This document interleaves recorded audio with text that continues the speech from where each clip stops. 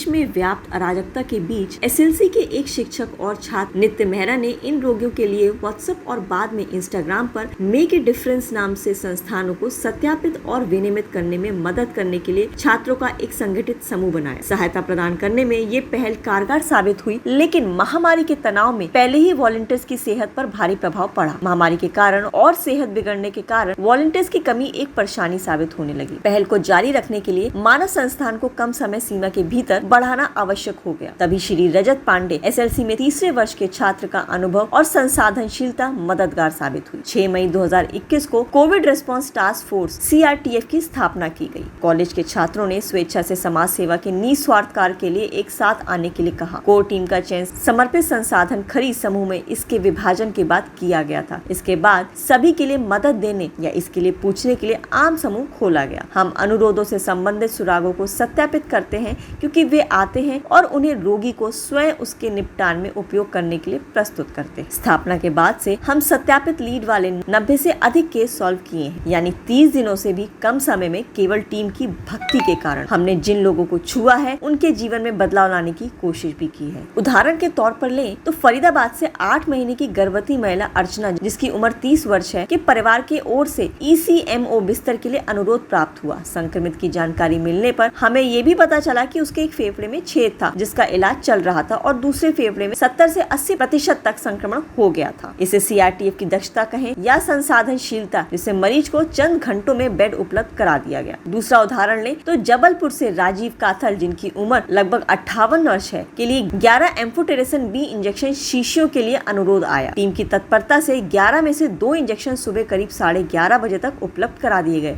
रविवार जबलपुर अस्पताल द्वारा 1 इंजेक्शन उपलब्ध कराया गया। रविवार को ही रात लगभग 11:40 पर 8 एम्फोटेरेसिन B से आगे का अनुरोध प्राप्त हुआ, इसलिए संचारक को यथासंभव सहयोग का आश्वासन दिया गया था। हालांकि संक्रमण और बढ़ गया था, जिससे स्थिति की गंभीरता बढ़ गई थी। अंत में उसी दिन शाम 7 बजे कई प्रयासों के बाद अनुरोधित इंजेक्शन की उपलब्धता सुनिश्चित की जा सकी और रोगी की जान भी बचाई जा सकी। ताजा और रोचक खबरों के लिए यूं ही जुड़े रहें हमारे साथ, और हाँ, हमें सब्सक्राइब करना ना भूलें।